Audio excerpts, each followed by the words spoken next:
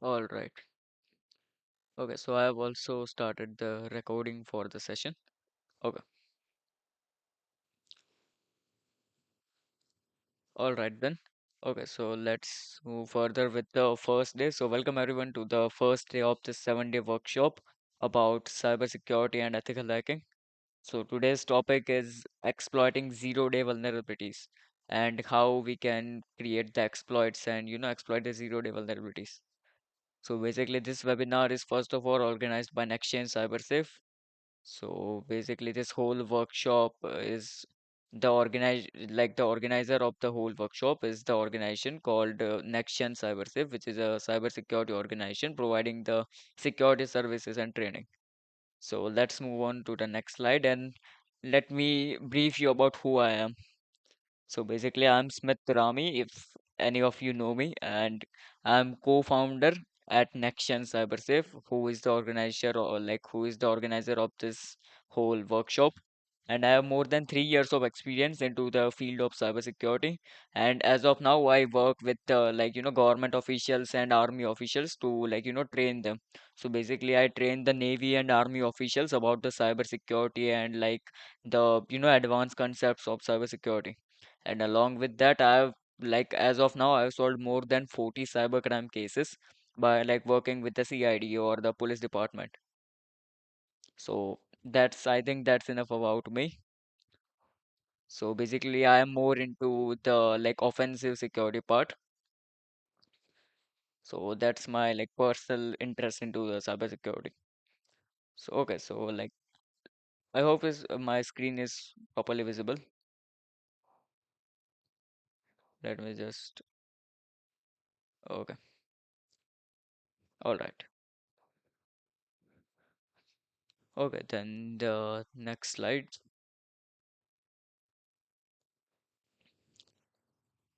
So basically, let's understand what is zero-day vulnerability. So I think many of you have give already given the answer about the zero-day vulnerability. Let's see what they have to say about this vulnerability. So an attack which has no patch. This is the most relatable answer to the question. So basically, zero-day vulnerability is a vulnerability which is recently discovered and has no patches released by far. So for an example, we can say that the latest Windows is Windows 11. Okay, so the latest patch and latest version of Windows 11, there are no known vulnerabilities as of now. But if I'm able to find any kind of vulnerabilities in that specific version of Windows, for an example, Windows 11. Okay, so that specific vulnerability is obviously not discovered before me. Like anyone haven't discovered that vulnerability before me if I have found a zero day. So obviously there is no patch for such vulnerability. So each and every system having that specific Windows or that specific software version is vulnerable. So this is what we call zero day vulnerability. So, in simple terms, if there is any new vulnerability which haven't been found by anyone else rather than you before and have no patches available, is called zero-day vulnerability.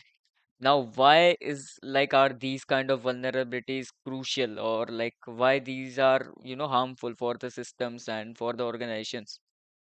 So let's first of all let's understand let's read the definition and other things.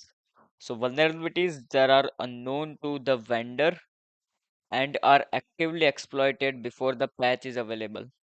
So these are called zero-day vulnerabilities. So basically, we can say zero-day vulnerabilities are found by we can say there are both side of using the zero-day vulnerabilities. It can also be used for a positive purpose and also for a negative purpose. So let's take an example. How many of you know the Eternal Blue? If you any one of you have been using Try Hack Me platform, then you must have heard this name, Eternal Blue. Anyone?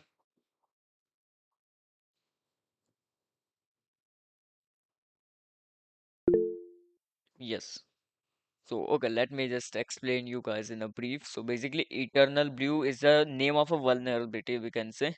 So, this is a vulnerability in an older version of Windows. which was like considered a which was a 0 day vulnerabilities back then, back in the time. So basically, the Eternal Blue vulnerability was found by a secret agency of the United States of America, and they haven't disclosed that vulnerability and have kept it to like kept hidden to like only them. So like they can use it for a good purpose. Obviously, they are the secret services. And yes, exactly. The Blue Room in the TryHackMe platform is based on that vulnerability. So basically, the US Secret Services have found those vulnerability. Like that is a specific hacker group, a white hat hackers group in the US Secret Services, United States of America. So basically, they have found these vulnerability in a like Windows system, and they kept this vulnerability hidden. They didn't disclose that specific vulnerability to the Microsoft and kept to them because like they can use it to catch any kind of criminal, because almost everyone uses Windows and that specific version of Windows was vulnerable. So each and every PC using that specific like version of Windows was vulnerable, and that was the latest version at that time of the Windows. So obviously, like 90% of the devices were using that version of Windows which was vulnerable. And the patch for like that vulnerability wasn't disclosed because no one knew that these kind of vulnerability like actually existed in the Windows. It was like found by the secret services of US, and they kept it hidden to like them. So basically, and after a while, there is a ransomware group called I can't recall the exact name, but I think, yeah, WannaCry ransomware group. So there was a ransomware group who like actually found the leaked vulnerability from them, and they exploited this vulnerability for a bad purpose. And there was a huge ransomware attack at that time, which was caused due to this vulnerability. So this is what the impact of 0 day vulnerability is. So these vulnerabilities are like often very dangerous for the organizations because they don't even know that this vulnerability exists and we should patch it. So even if someone exploits it, no one is about to like know that these kind of thing is actually get like happening. So that's why 0 day vulnerabilities are very like crucial. And anyone have like experience into bug bounty hunting? Anyone here who has been doing bug bounty hunting or is interested into bug bounty hunting?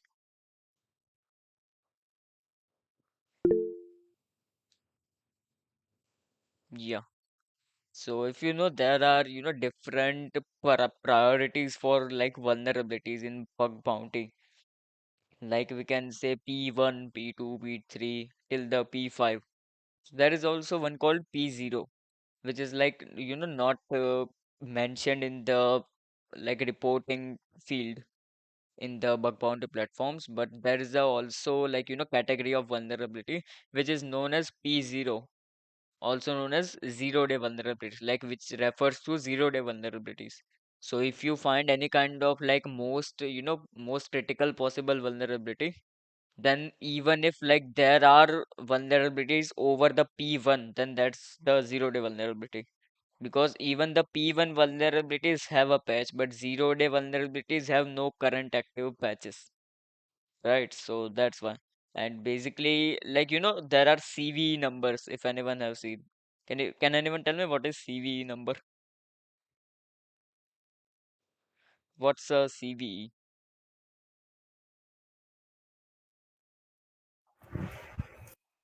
Common vulnerability exposure. Yes, common vulnerability exposures. So let's just search about this thing and learn more about the CVE and what exactly is the use of CVE. So what is CVE? So CVE stands for Common Vulnerabilities and Exposures, a list of publicly disclosed computer security flaws. So basically, in a simple term, we can like understand that uh, the CVE is a unique identifier which is given to each like 0 day vulnerability which have been reported and the patch has been released. So if like there are lots of platforms like exploit DB, if you know. ExploitDB is one of the platform which have lots of exploits for the zero-day vulnerabilities. So there are exploits and patches available because these vulnerabilities are already disclosed, right? But if we talk about the zero-day vulnerability, now for an example, if I found any kind of zero-day vulnerabilities into Windows, the latest one, like I'm using the Windows 11, the latest version, if I'm able to, find any kind of vulnerability in this specific version, then obviously there are no patches available, neither the patches are available nor the exploits. So I'll have to make the whole exploit and everything by myself because no one else knows that these kind of vulnerability exist. And even if anyone knows, then there is no, publicly disclosed resources or the patches, exploits, anything is not available about the vulnerability because I am the first one who found this vulnerability, right? So that's the main point where we can, when the exploit development enters into the game. Now, exploit development, okay, we'll understand about this in further slides. For now, let's focus on the platform itself. So basically, can anyone tell me what is the exact purpose of making or using the exploit DB? What is the purpose behind using the exploit DB?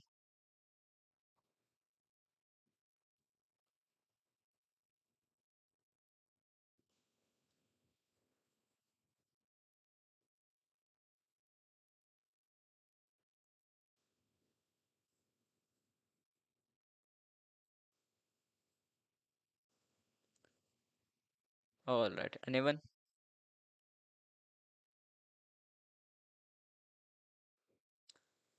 Okay, no issues. So basically, let me just clear that the purpose of using the exploit DB is that we have lots of exploits and vulnerabilities. All the zero-day vulnerabilities or the CVEs here they have most of the vulnerabilities have their exploits uploaded on this website. Like how we can exploit that specific vulnerability.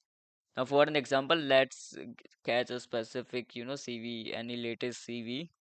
There was a CV in the Bluetooth recently found. Okay, what's the answer? User to understand the security flaw, test system for vulnerabilities, and improve security measures. Exactly, yes. We can say what the main purpose is, and the how the exploitability helps here is that we can get information about the vulnerability, the CV, and also how we can exploit it. Or we can also get the the whole exploit ready-made. The ready-made exploit we can get it. Like here we can just download the exploit. I am not sure if this is the code file or no. This is just a text file. This is not an exploit. But yeah, there are lots of vulnerabilities in the exploit DB which have the whole coded file, the C language file or the Python file attached to it, which we can just download and configure according to ourselves and directly exploit the vulnerability into a system without any further efforts. So okay, let's just go for Bluetooth vulnerability. There was a recent vulnerability in a Bluetooth which was only affecting the devices under Android 10 version. I think this is the vulnerability. Okay, so let me tell you guys about that vulnerability. If anyone have idea about it or not, I'm not sure. So basically, there was a recent vulnerability in a Bluetooth technology which was allowing us to remotely send the payloads or remotely operate other device. We can also install the payload in it or perform malicious operation just by connecting that device with our Bluetooth. But obviously that vulnerability was patched after only the devices under with the older version than Windows, no, not Windows, the Android 10 are vulnerable to that. Till this date, if your Android phone, if you have a old Android phone which is which of which the Bluetooth, or we can say the Android version, is under 10, like the Android 9, 8, 7, or whatever, then it's still, by this date, it is still vulnerable to that specific vulnerability. And it can be easily, exploited just by connecting the device with other Bluetooth. So you can imagine how, critical these kind of vulnerabilities are. But obviously, this vulnerability was, you know, disclosed to the, sorry, hello,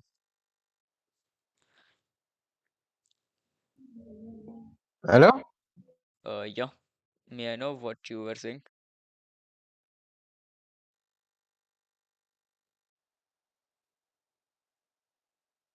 All right, okay, no issues. So let's move on with this specific vulnerability. Let's see how we can exploit, if the exploit for this specific CVE is available or not. So yeah, there are lots of details available for this specific CV. Let's just get the exploit for this Bluetooth vulnerability.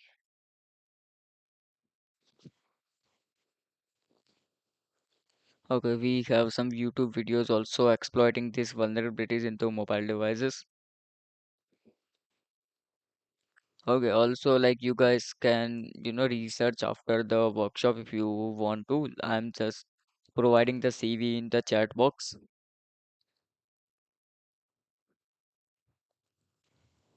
All right, so let's move on to the next slide. Basically, the whole purpose here is that the CVE are a unique identification number provided to each vulnerability along with the exploit and everything. So it has all the details about the vulnerability, what was the version and the technology in which the vulnerability was found, and like how we can exploit it, how it can be patched, and each and everything about the vulnerability is added along with the CVE. So like if we have a CV of specific vulnerability and we can just search it on Google, then we can find each and every detail about that specific CVE and how it arised and everything. So that's all about CVE. So let's move on to the further slides.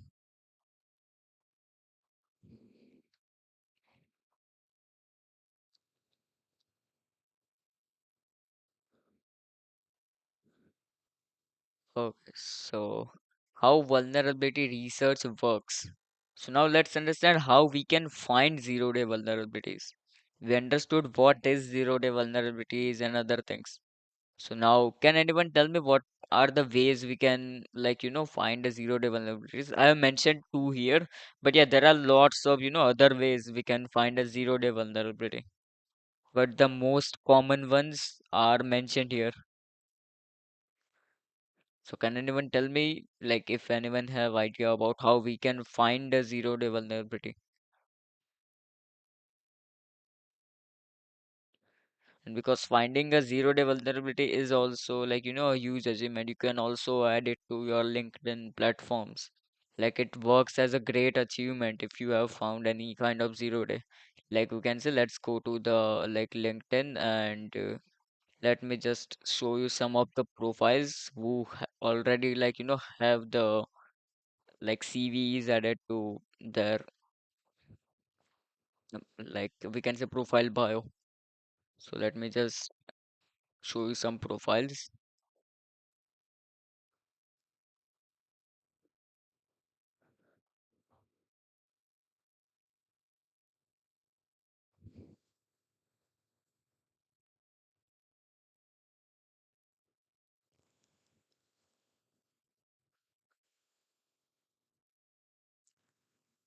All right, is my screen visible to everyone? May I know if my screen is visible or not? So as you guys can see, there are lots of profiles out here which have mentioned the CV that they have found, like this one, then this, and also this one.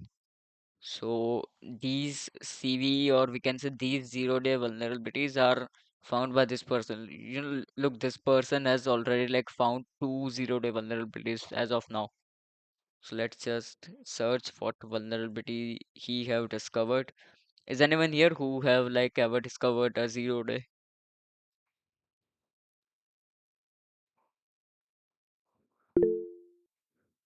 Okay, you have discovered like a 0 day vulnerability. That's amazing.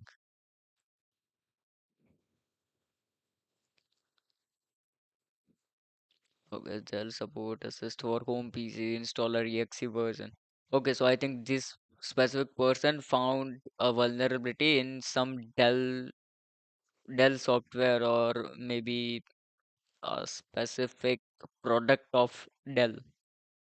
So that's the vulnerability that this person has found. Okay, this is an application by Dell. So let's just get the details about the vulnerability. We have the score and other things. Screen not visible. Okay, let me check. Okay, I apologize. My screen was not actually visible. Let me just share it again.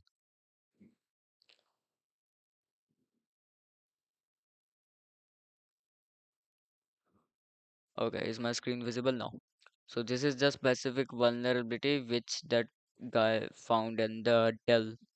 So there is a specific application of Dell Support Assist for home PCs which has a version 4.0.3 in which this specific guy like found this vulnerability. And here's all the details about the vulnerability, how we can like fix it and other things. The affected products, details, the impact, revision history, acknowledgements too. So yeah, we have the name of the guys who like found this vulnerability. Here are the name of those guys. Okay, then let's move on to the next slide so we can learn more about these things. Okay, so let me explain how we can, find the 0 day vulnerabilities. So the first way of finding a 0 day vulnerability is fuzzing. Now, can anyone tell me what is fuzzing? Like, if you are, into like the offensive security part or the bug bounty hunting or anything like into the pen testing, then you must have heard about the fuzzing. Can anyone tell me what is fuzzing?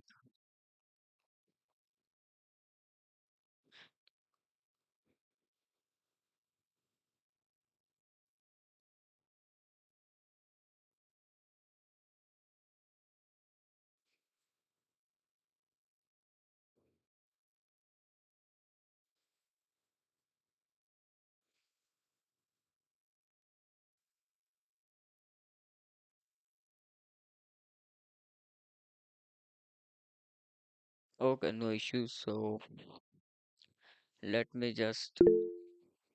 Fuzzing is a software testing technique used to discover vulnerability. Yeah, that's like fine, but what exactly is fuzzing? It is used, I understand that. That obviously I mentioned that it is used to, find vulnerabilities, but what exactly is fuzzing? Okay, no issues, let me explain it. So basically, fuzzing is like, testing an application to see how it behaves with unexpected inputs. Now we can say like there are specific input expected from each and every function or input field into a website or application or whatever. Large amount of random unexpected data called fuzz into program. The goal is to observe how program behave under the unexpected condition, potentially exploiting the weaknesses like crashes, memory leaks, or security flaws. Exactly. So this is what the yes known as fuzz. Screen is not visible.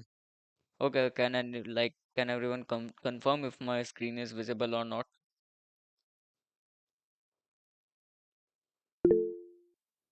It's visible. Okay, then there must be some issues from your side, then Raj. Can you just check your internet connection or anything else which is causing the issue? Okay, so basically, like let's understand what exactly is the fuzzing. So basically, in the fuzzing, we send, unexpected input and some random inputs to a specific function or a specific input field to see how it behaves in different kind of conditions. So for an example, like fuzzing is also a term when, like, we replace a specific keyword in each request. For an example, there's a tool in Kali Linux called FFUF. So basically, we use these tools to like replace a specific keyword. For an example, like we have a site called Amazon.com, then Fuzz, and we provide a word list.txt which has something around 1 lakh other like inputs. So all these inputs will be replaced with this specific keyword called fuzz, and all the requests will be sent to the amazon.com or whatever our target is. So it will then identify that how the site or the specific application behaves when we send different kind of inputs, some random inputs, some unexpected inputs. For an example, if there is a website which is expecting you to enter your phone number, and instead of phone numbers you are entering some special characters and the normal characters or some kind of malicious query, then in the response how it is responding, that's what we can see by fuzzing. Because like fuzzing and another option is reverse engineering, in which we look for all the behavioral like changes, or we can say we analyze the behavior of the application. Because in these two cases, if we are looking for zero day vulnerability in a in a unauthorized way or in a system of which we don't have that much access, then we must use reverse engineering or the fuzzing method. Why? Because another option we have is a code analysis. Now, code analysis, obviously, from the name itself, we can understand that we have to properly, see, look through whole source code of the program, of the website, of the application, or whatever our target is. So we'll have to look through whole source code to like identify if there are any flaws in it. Because obviously, by if you have like enough skills into the programming or the specific technology which is used to make that specific application, then by just reading the code you can understand that what this specific block of code is doing, and if it's like if it have any kind of weaknesses or not, right? So this is the code analysis part. But obviously, like if like you are targeting any website or whatever, then obviously you don't have like such access to the backend code or the source code of the website. Like in the case we talked about the eternal blue. So basically, in the Eternal Blue, the same thing happened that the like secret services didn't have the access to the original source code, because the Windows and the SMB service which was vulnerable in that case is obviously closed source. It's not open source, so no one have the exact source code of it revealed. So Windows have that code by in the personal. They haven't revealed the source code in the public because it's not an open source software. Windows is not open source, right? Nor the SMB is open source. So they had to use the reverse engineering and fuzzing and other methods to find the eternal blue vulnerability. So basically, that's the way that these are two common ways we can use to find a zero day vulnerability. And if you find a zero day vulnerability, you have to like ethically report it. If you are going into a good way, then you must ethically report all the the findings and everything to the like respectful party or the like owner of the specific application or the organization. So that's no, normal method which everyone follows after finding a zero day, and then after they can get the CVs and other code assigned to that specific zero day vulnerability. So that's how these things works. So anyone any like doubts about how we can find a zero day vulnerability, or about zero-day vulnerability. Any doubts?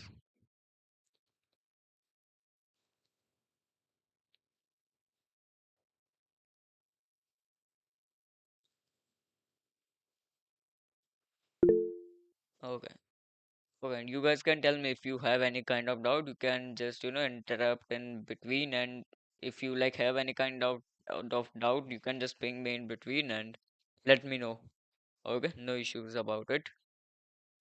Everyone is like, able to like open their mic. So, all right, let's move on to the next slide.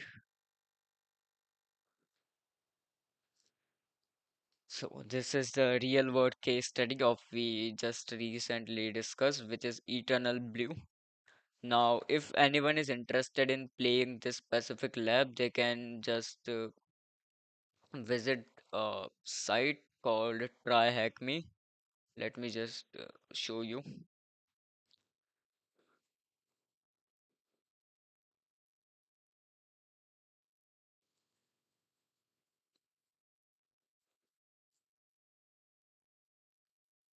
Well, let me share my screen again.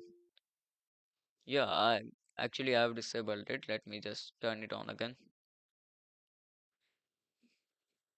All right. I hope my screen is properly visible to everyone. So this is the Eternal Blue lab from Try Hack Me.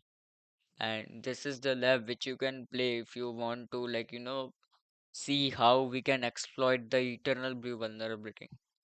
So this is like a vulnerability found in the older version of Windows, and we can just exploit this vulnerability, and we can find the exploit for this vulnerability into the exploit DB and also into the metasploit. So basically, these exploits are, we can say ready-made. We just have to enter the IP or the domain of our target, that what our target is. Just, execute the code and provide the IP address or whatever the thing we are using to identify our target. And once we do that, it will like do rest of the things by itself, I mean. So it will, hack into the system and give you the specific information which it is supposed to give. So basically, the Eternal Blue is most probably, as far as I remember, it was a RC called Remote Code Execution. Anyone like know what is RC?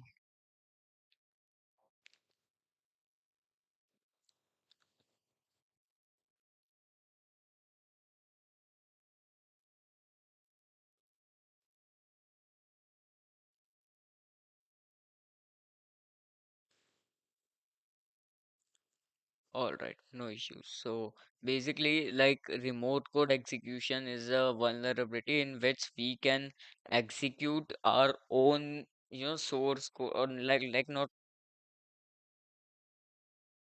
So in the remote code execution, we can say like we can run our own commands into a remote system without letting him know that like we are performing such operations. So we can remotely control anyone's PC and hack into their PC and run the commands remotely.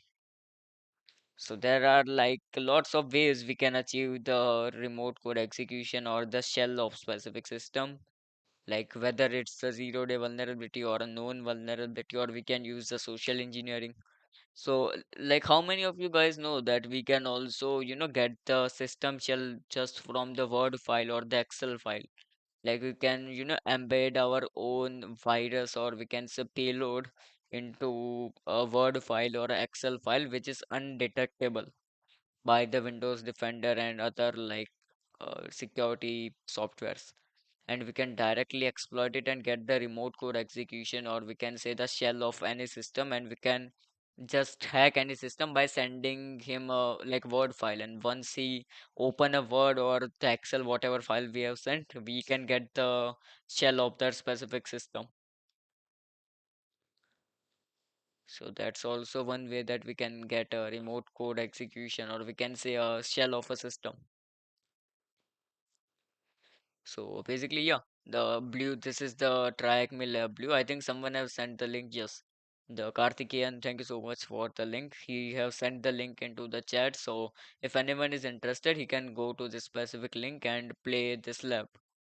This is very interesting and also a easy like lab. So if you are a beginner into cybersecurity, still you will be able to understand like what is happening into the lab, and it's a 30-minute lab. So it's way more interesting. Like there are each and every like small detail mentioned here that what is this vulnerability and how you can exploit it. So yeah, this is an interesting lab.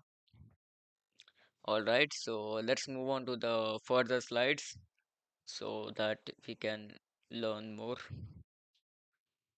Let me just open my softwares.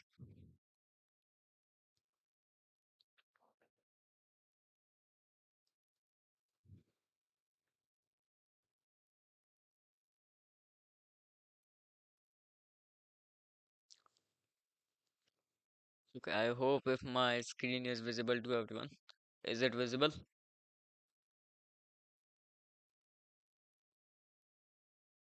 All right.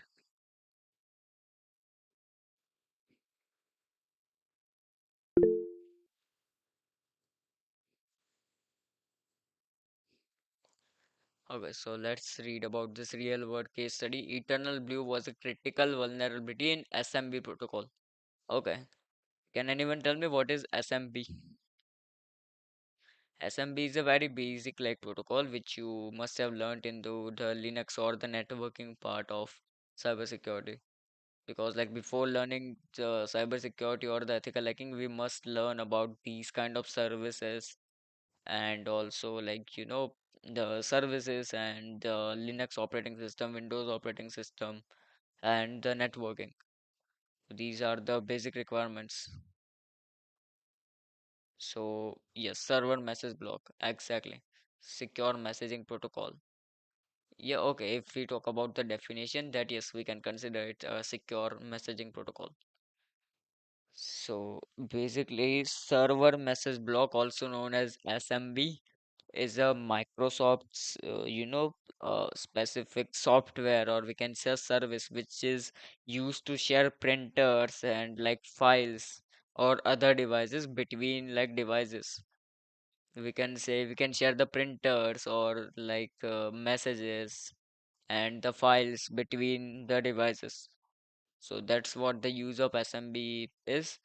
And like due to vulnerability or we can say misconfiguration, the Secret Service Agency of USA, which I mentioned before in the meet, was able to manipulate the messages or the queries and was able to send the payloads or we can say the commands which was getting executed in the remote system. So it was supposed to, like, for an example, there is, let's pick someone from the our participants. For an example, Karthikeyan. Okay, so if I'm sending a specific like the SMB, the actual purpose of SMB is that I can share my printers or like other files to Karthikeyan. But there was a flaw using which I can also inject or embed the commands into my SMB like block. And that command will directly be executed into the Karthikeyan's PC without any kind of issues or validation. So that's what the like reason which caused the eternal blue vulnerability. And they just made an exploit. They just, automated the whole process and, written a whole code to exploit the eternal blue vulnerability. And then once the like whole exploit is ready, all I have to do is I'll just have to, enter the IP address of Karthikeyan's PC. And by just like his IP address or the whatever thing I'm using to identify him, that much of his knowledge or we can say his information is enough for me to get into his PC if his PC is vulnerable to eternal blue vulnerability. So this was the eternal blue vulnerability and it was later exploited by the WannaCry ransomware group in 2017, causing a massive global damage. Now why it caused the massive global damage? Now for an example, like as I mentioned previously, that version which was vulnerable in back then was the latest version of Windows at that time. So like all the corporate PCs, or we can say personal PCs, and each and every PC was using that version because it was the latest version at that time. So like what these like ransomware group did is they exploited their target system just by exploiting the eternal blue vulnerability, because it was not disclosed and there was no patch available. If there is any kind of patch available, then the organization must have fixed it, but there was no patch, so they didn't even knew that these kind of vulnerability exist into our PC. So the ransomware group just exploited all those vulnerability and got access to their system shells without any kind of issues. They just exploited this zero-day vulnerability, and once they got the access, they spread a whole like massive amount of ransomware, and that caused a massive like global damage, because there was a huge ransomware attack back in 2017 caused by the WannaCry ransomware group. So this vulnerability affected hundreds of thousands of systems worldwide. Hundreds of thousands of systems worldwide was affected by this specific vulnerability, and including the hospitals, the businesses, government networks, each and everything. Why? Because obviously that was the latest version, and the hospitals, or we can say government, or whatever the organization is, was using the latest version of Windows, obviously, for the best security practices. And the reverse engineering technique was used to find such vulnerabilities in SMB. So this vulnerability was originally found by the Secret Service Agency of United States. Let me just show you more details about this vulnerability.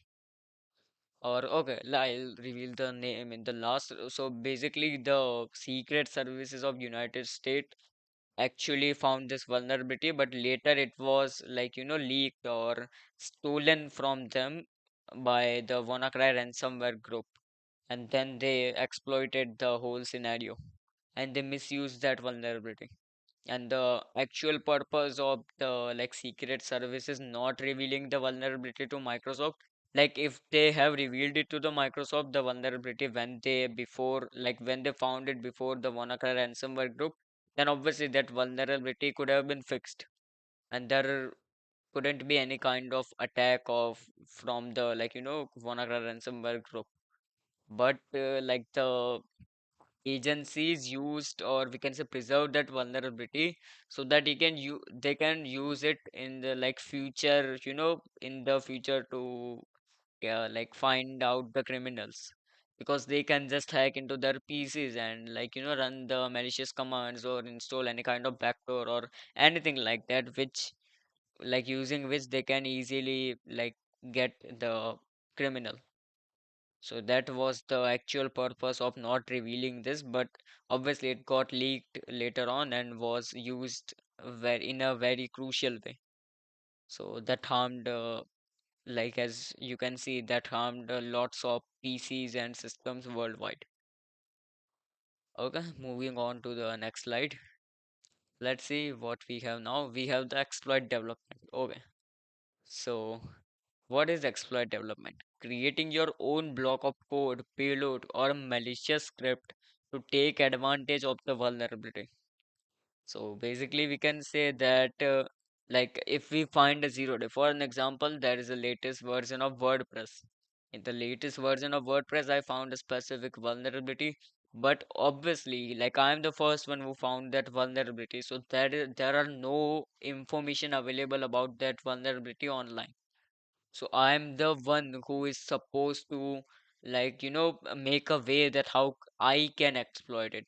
So like if we look for the if we look in the exploit DB, then in the exploit DB, like we have a option to download any known vulnerabilities exploit and just exploit the system.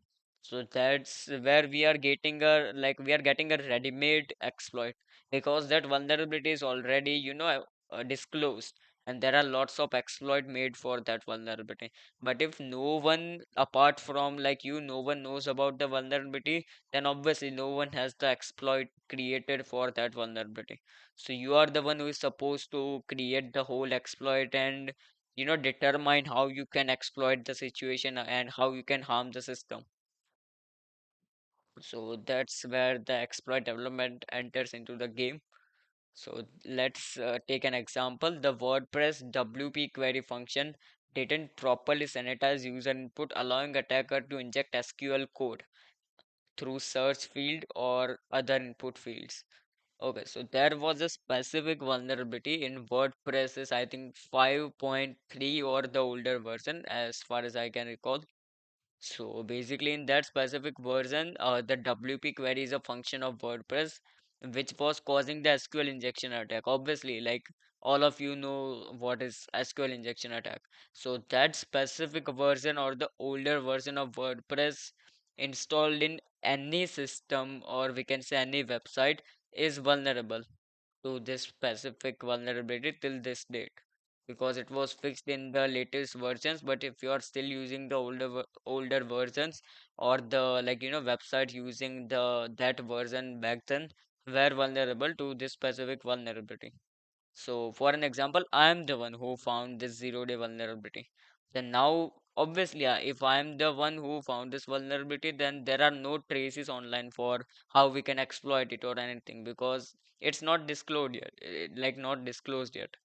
So now I'll have to, write a whole script, or we can say a whole code payload, or whatever like we can use to exploit this vulnerability. I'll have to write it, and then I'll have to report it or whatever. Like if I am a black attacker, then I might use it in a bad way, but obviously I'm an ethical hacker, so I'll report it.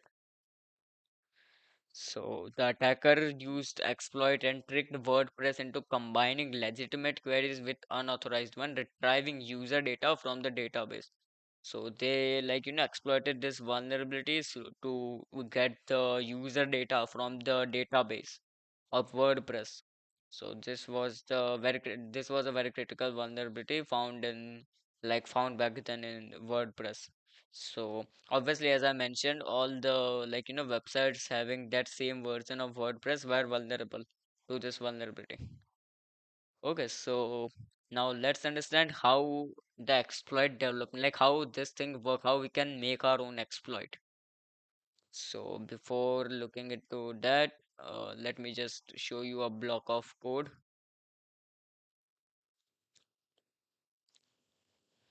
Just wait a second, let me open it.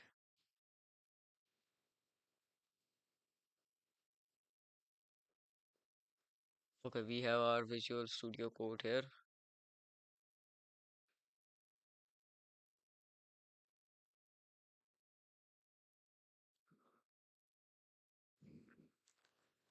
Okay, everyone, is my screen visible?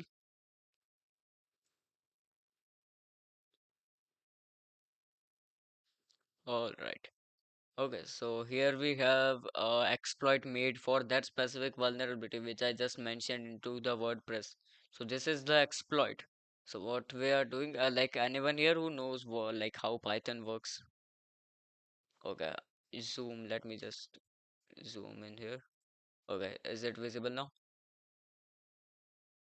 All right, so Python is a language, like this is a very basic, or we can say a very simple code of Python. So even if someone is here who don't understand Python, can also just by looking at the code, he can understand what is happening in the code. And also I'll explain like what I'm doing. So first I have like imported some of the libraries which are like being used for exploiting this. So I have a target URL, so I can enter the my target website or whatever my target is in this field, in this specific, field of target URL. Then I have created a vulnerable endpoint, which is this parameter. So basically, in short, in that specific vulnerability, for an example, my target site is Amazon, amazon.in. Then in this specific, like I can, type my any kind of SQL injection query into like the S parameter like this. I have provided into the chat. So this is how, like if you can see in the chat, this is how I can, import my SQL injection statements if this website was vulnerable to this specific vulnerability. But obviously, Amazon is not vulnerable to this specific zero day. It's like we cannot even consider it as zero day now because obviously it was disclosed way back earlier. So basically, this is the payload that we are using, and then this is our final exploit URL, which is the vulnerable endpoint, means the target website, then this parameter, and our whole query. So this will be our final. So what our like our we can say our final exploit URL will be something like this, slash s and this. Sorry, not like this. So this will be our final, the URL that we'll be using. So what it will do is it will just create a whole URL along with the payload and other thing and exploit the vulnerability and by send a simple GET request to that specific URL which is just created. And in the response body, if we are able to see the user login, which is name of column in the database. So for an example, like if I have asked a database that give me data of column user data, then if in the response if I'm able to find this specific keyword, that means that yes, I have the data. And if I don't have the specific keyword mentioned into the response, then obviously that payload isn't working and the site isn't vulnerable. If it's vulnerable, then it will return the data and I'll be able to find this specific text into the body in the response text. So that's what I'm doing here, that if in the response text I'm able to find this specific keyword, like it will obviously it will like only appear in the case where the vulnerability is like exploited. Then it will print that yes, the vulnerability is exploited, or else it will just say that exploit failed, the site may not be vulnerable. So this is a simple exploit that I've created for that specific vulnerability. So this is a very basic exploit. Like exploit development isn't this much easier, but like I've almost spent my 1.5 to 2 hours just to find a specific vulnerability which I can like easily explain and of which I can like simply create a exploit which I can easily explain to because the exploit development or the actual exploits made for the complex vulnerabilities are also very complex in the like the source code and also the cases. So let's see, like let's download a specific we can say, yeah, let's download an exploit for any kind of vulnerability.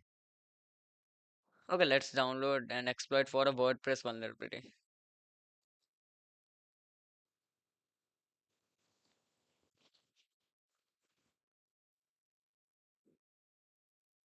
Okay, we have a image remote code execution here. Let me just download it and once I open the code, I'll like show it to you guys. Okay, is it visible? So this is the whole remote code execution code made in Python. Also, the exploits are also made into the C language too, and also into the like Python. So this is the like actual exploit development. This specific person who found this vulnerability. Okay, let me see the author. Okay, Osuma Rahali, aka Volker. So this specific person found this vulnerability in the WordPress version 5.0.0 or lower, and this is the CV code, and this is a remote code execution vulnerability that this guy like found. And once he found the vulnerability, obviously he is the one who found it, so he's supposed to create the whole exploit, that how he can exploit the vulnerability. And this is the exploit that he created. Now all I am supposed to do is I can just execute this file and provide the username, password and other details, so I can directly exploit that vulnerability in any vulnerable system. So this is how the exploit development works. How to learn from basic. Okay, so to learn, and yeah, first of all, before answering this question, let me bust another myth about cybersecurity. So like there are lots of people out there who says that that this is a very controversial topic, because so many people says that you must learn programming if you want to enter cybersecurity, and there are also group of people who say claims that you are not supposed to learn the coding if you want to go into cybersecurity. So can may I know your opinion? May I know, guys, what are your opinion on this topic? Is it compulsory to learn the coding to enter cybersecurity or not? 50-50 is most relatable I answer I can get for the question, because like there is basically the answer is there is no answer. It depends. Why, like if you are going into very advanced stuff like exploit development and other things, then yes, we can say heavy understanding or mastery in specific coding language is required. But if you are not going for the exploit development and other that much advanced stuff, then just enough understanding to just read and understand what is happening in the code is enough. But with zero level, or like we can say with zero understanding of coding, I don't prefer going into like hacking or cybersecurity. Even like if you are not learning into the master level, but you should learn on the specific level that you can, if you are reading the code, then you should be able to understand that what is happening in the code. That much is enough for the cybersecurity. And if you are going for the exploit development, then in that case, yes, you are supposed to like learn it to the advanced level. Should we learn the entire code and become pro in coding for the cybersecurity field? No. Exactly, that's what I said. It basically depends that in what specific domain and what is your area of interest into cybersecurity. If you are going for exploit development, then yes, you must like learn these things. But yeah, like knowledge of Python is enough for this, because generally like people prefer Python and C for the exploit development. Personally, I prefer the Python. I like write my exploits into the Python. So, should we learn the entire where I need to start if I want to join cybersecurity? Okay, so if you want to start into cybersecurity, then what you can do is basically you can start learning from Linux and networking. Once you are clear with the Linux and networking, you can go for some basic programming languages like Python or C or PHP. PHP is the like least preferred, which I say, because PHP is restricted to the websites only. But if you learn Python, then that will be more helpful. And if you can learn both, then that's perfect. Okay, Ruby personally, even I don't know like how to code in Ruby. So Ruby is, yes, I am not saying that Ruby is not required or anything like that, but that obviously if you are making your or creating your exploit into the Ruby language, then you have to learn Ruby. If you are creating your exploit in Python, that you have to learn Python. If you are creating your exploit into C language, then you have to learn C language. I am making my exploit into Python, so I know Python language, and also I know basics of C language.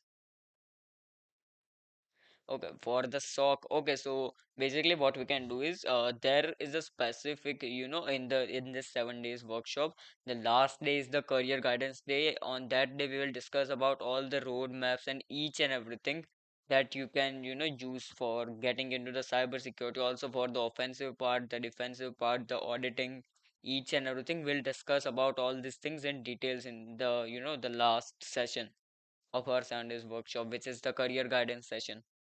So we'll be looking to the roadmaps and how we can what things are we supposed to learn, how we can enter into the field and everything. So yeah, till then let me just who just asked that question about, okay. This was the question how to learn from basic. So yeah, you can basically learn from basics by starting with Linux and networking. So first basically you will have to make your base stronger.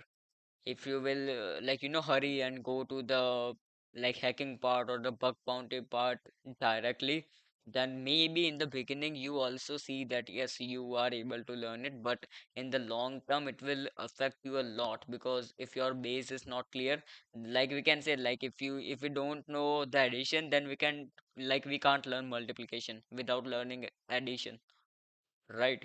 So that's what the case here.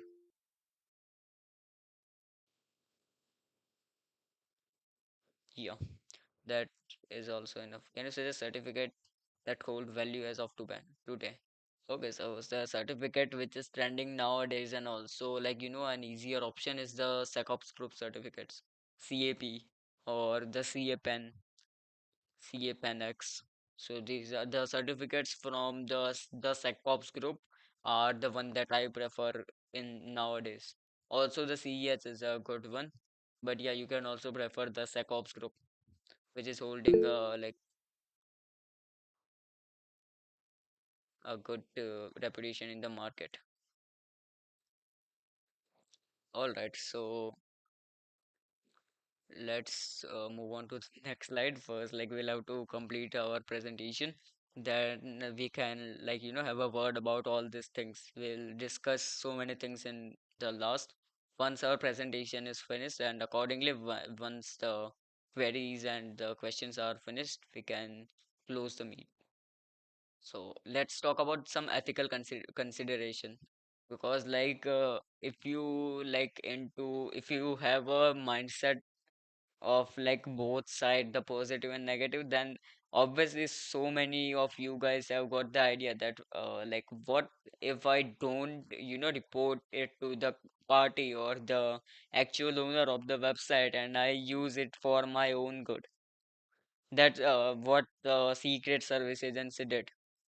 So basically, there are ethical consideration. Then, when vulnerabilities are found, it is important to follow ethical guidelines by responsibly disclosing them to the software vendor or relevant authorities.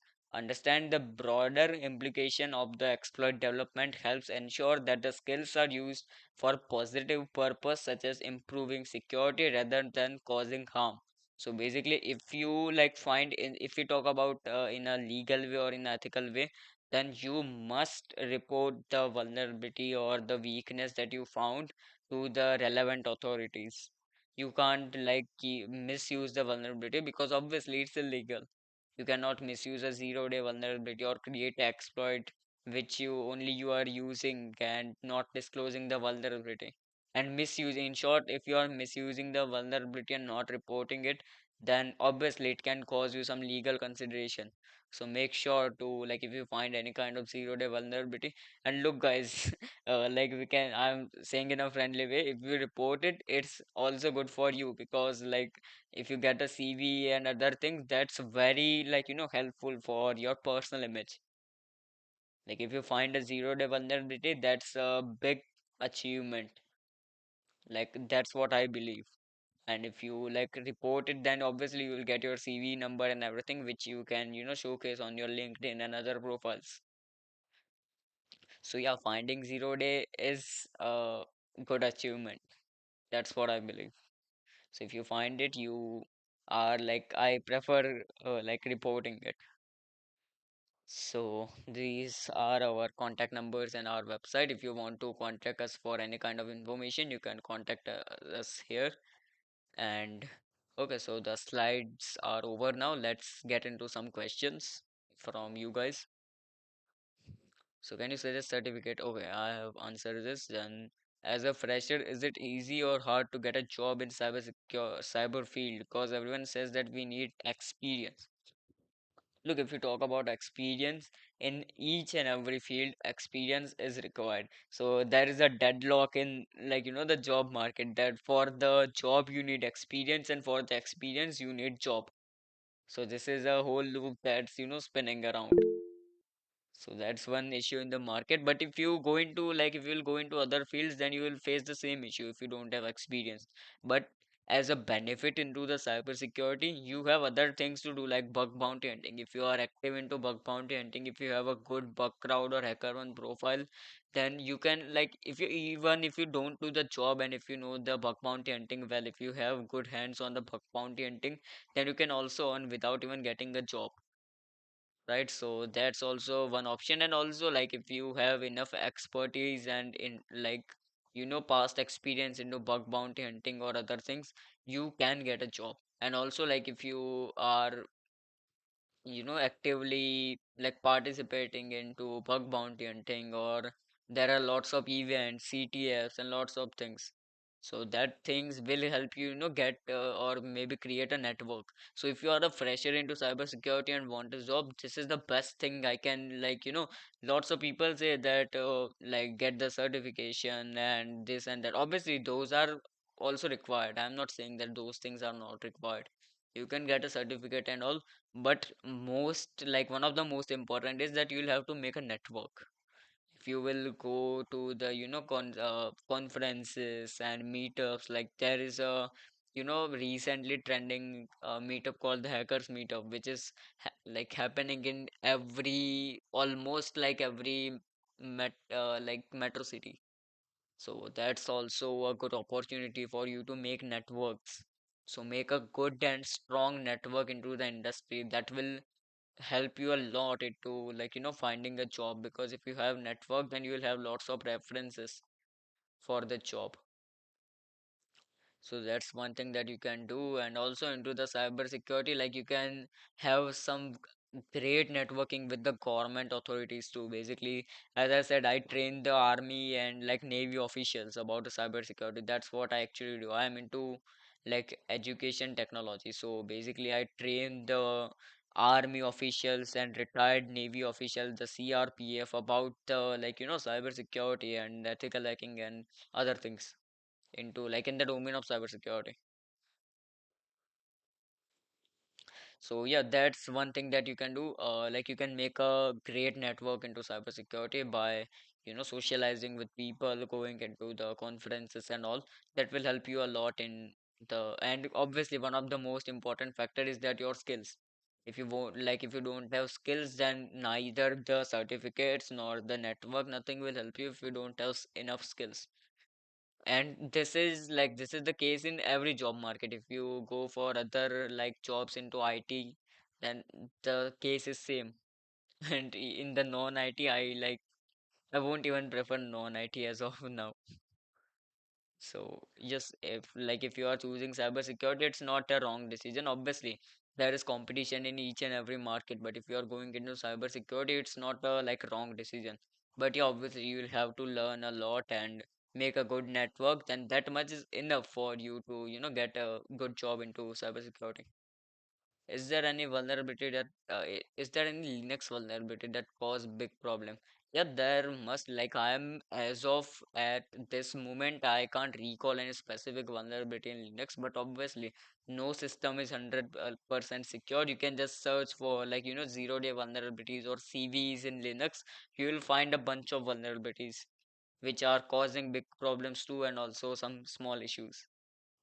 Is that true? After 3 years of experience into cybersecurity and programming knowledge is required. If you have 3 years of experience in cybersecurity, then eventually you will have experience into the programming. Because if you are working into cybersecurity for 3 years, then you must, have to like in those 3 years, you could have interacted with the code and other things. So if you already have 3 years of experience, then obviously that also brings programming knowledge with it. But I'm from non-IT. It's like what I'm saying is getting a job in non-IT, that's what like I was talking about. But if you are from, it's not mandatory that you should be from IT background to get a job in cybersecurity. If you have skills, then no matter you are into the like you were into non-IT or IT background, if at this current date you have skills and a good network and certifications, then you can easily get a job. That's not a big issue. Because like unlike other domains, I especially prefer that into the cybersecurity there are there is a very like we can say less competition into the domain of cybersecurity as compared to other domains like the development and other. So if you have enough network and skills, then yeah, even if you are from non-IT background, it's not a big deal to, get a cybersecurity job. Is it worth paying for an internship? No, definitely not. Because the thing is, like, I am not sure what kind of the internship you are talking about, but as of my past experience, I've noticed so many organizations out there who are just, randomly hiring for the cybersecurity interns or coding interns, Java interns, Python interns.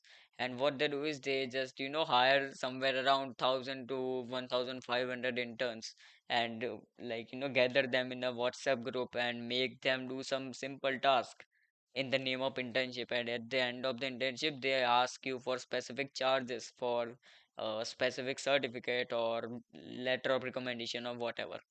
So that's what I believe is not and don't even consider it an internship. But if you are talking about an actual internship, actually we do have some interns into our organization too.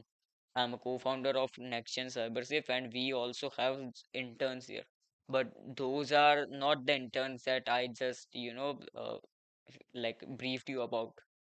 We have actual interns who work like in the real life scenarios with us for also for the training, and also like we obviously they are not the main lead for the operations because they are also interns.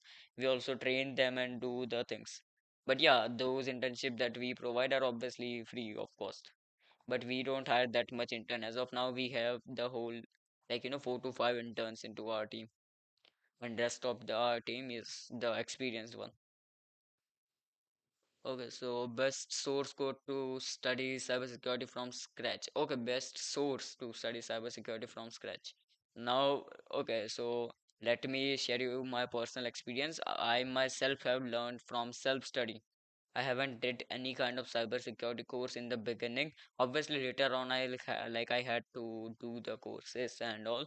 But obviously, like when I started learning, there is like saying from my personal experience, self-study is possible, but it's very difficult because the thing is that you'll have to, go to different sites and different platforms. Sometimes YouTube, sometimes LinkedIn, sometimes some random website, some random articles, some blogs to gather different kind of information and piece of information. So there is not a specific like if you are going for a self study, then there is not a single platform where you can learn each and everything. You will have to gather information from multiple sources if you want to learn something unique, because like there are also less we can say courses and things available about the secure coding, exploit development and all. If you go for any cyber security courses in the market, then the courses teach you like the phishing, what is phishing and how to hack Android phone and other things. But that is not an actual purpose of getting into cyber security. That's the reason that if they'll teach you how to hack mobile phones and then you are going for a pen testing job, then obviously it's not going to work.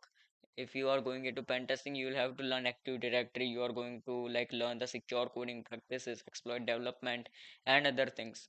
So if you have these level of knowledge, if you just use these kind of words in front of interviewer and explain him all these things, he'll like directly, there are lots of chances that he'll hire you, because these things are very like advanced concept. Even if you know some basic, like I am telling you a hack about getting a job, even if you learn some basic definitions about, like obviously you'll like after a while you'll have to learn some advanced stuff.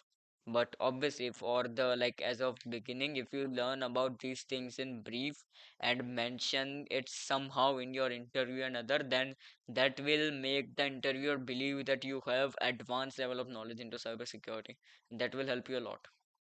This is one hack that you can use for getting a job. But obviously, this is a temporary hack. Eventually you will have to learn what you like told him. Router and switching knowledge is required for cybersecurity or SOC job. Yes, it is required. Basic knowledge is required, not physical knowledge, how you plug this and everything. But I do have the physical knowledge too, but obviously like that much level of knowledge is not required, but yeah, obviously it is required. Is there any postgraduate necessary for this, or does that certificate make merit points? Okay, so like in this case, any kind of post graduation, I cannot, prefer any post graduation or master's degree for the job, because like let me tell you my own experience. I am pursuing my degree right now. I am also a student and also a professional. Okay, just a second. I got a call. Just a second, guys. Hello. हाँ बस आयो. एक minute चालू જ છે બસ આ પતવા આવ્યું હો. ચાલુ બોલી આખા મમ્મી હાલ. Hello. Yeah, so basically what where I was. Yeah, so postgraduate, like I cannot, specify any specific postgraduate degree for the job, because like I myself is, also I am also pursuing my degree right now.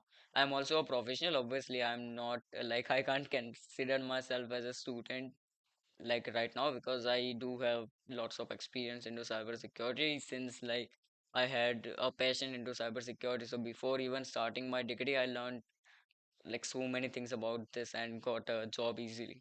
And now I am owning the my own organization of cybersecurity. So yeah, basically there is no exact like, but yeah, I would prefer that you get at least a bachelor level of degree for going into any of the IT domain. But yeah, you like I would not prefer the postgraduate for the cybersecurity. The certificates will just it will help you a lot. Does an internship make impact? Yeah, definitely. It makes a huge impact in getting the job. But yeah, obviously, like you'll have to, explain properly. If you're making your resume, you will clearly have to mention so many things. Like if you have done internship, then what exactly was your role into internship and what you learned from it, what you did in your internship. That those are the things that you'll have to mention. Like in the experience section, if you just mention that I was cybersecurity or pen testing intern in this company from this to this duration, that won't help. In the experience section you will have to mention the things that you also learned from the internship. That will help you a lot. How to understand networking, like how to understand networking. I cannot understand your question. Basically, like there are lots of resources available out there to learn networking. Okay, so what kind of networking are you talking about? The computer networking or the socializing networking, like gathering, like meeting peoples and all? Which networking you are talking about? I think you are talking about the computer networking. So yeah, cyber. So obviously you are like, suppose there are lots of resources available into YouTube, and there are lots of courses available which teach you networking. So you can just enroll into any course, or you can like learn from YouTube, or if you are going into self study, then you will have to, like, you won't get any of the things in one place. You will have to learn something from YouTube, something from LinkedIn, like this. But yeah, like networking is not it's a bit boring, like if you like when you learn it in the beginning. But yeah, it's required, so you'll have to learn networking. And I would prefer that you can, for the networking, like you can go to the YouTube or the like self-study platforms too. And if you want to like each and everything in one place, then you can also enroll into any courses of like your choice. If you have any training center in the physical location nearby, and if not possible, then you can also go for the remote trainings. How did you start learning cybersecurity from scratch? Did you use courses or books?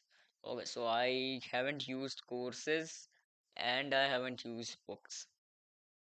I haven't used any of these two. I basically, when I started, I started reading the articles, the blogs, and like from LinkedIn. There are lots of platforms, like I can't even recall all the names, but there were over 15 to 20 platforms which I used simultaneously to learn about cybersecurity. That helped me, make my base very strong and clear, that like I have enough expertise into like networking, and also it's not like hard for me to learn these kind of topics like expert development and secure coding at this. Like it's not that hard for me now, because like obviously I have like made my base so clear and strong by doing like by learning from different platforms. But I can do the same from like using the courses and all. Courses is a shortcut for this thing, because if you will go for self study, it will like take lots of your time and also the efforts. But the courses are a good choice that I would prefer, because but obviously like you'll have to see the curriculum what they are teaching and everything, because there are lots of like we can say scam cyber security courses running out there. They are just like charging you maybe 1000 or 500 to teach you some like metasploit and other things. So yeah, but generally if you are looking for good cybersecurity course, it will cost you around like 10,000 to 1 lakh. That's the range for a good cybersecurity course that I have like analyzed into the market. And you can also go for self study. That is also a good option. But I personally preferred self study at that time, due to obviously like I wasn't able to like get any specific courses at that time. And once I got my job and like I got on a specific level, then yeah, I did some courses later on for the advanced concepts. And still at this date, I'm also self-studying cybersecurity. Obviously, I have got the knowledge till the advanced level, but still like it's not like that I've stopped learning about it. I learn each and every day, because cybersecurity is a growing domain. There, if you are not active for a week into cybersecurity, after a week you will see thousands of new things into the domain. So if you are going for self-study, you will actively, be have to like involved into the market and what is going on. Cyber and okay, thank you. All right, anything else? Any doubts from your side? So if there aren't any doubts, then we can end the meet.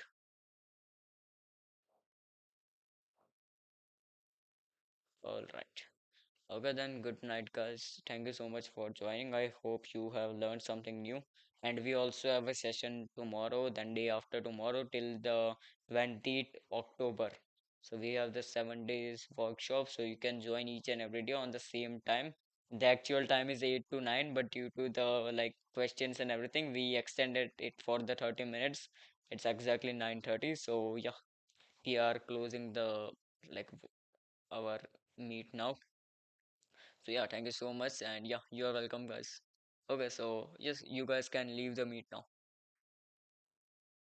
And if you haven't joined our WhatsApp group, you can like join the WhatsApp group by following the link for the form of this workshop.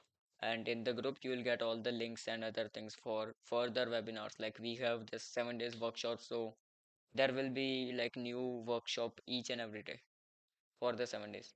Do we get certification workshop? Yeah, you will get the certificate, like a single certificate for the whole workshop, whole 7 day workshop.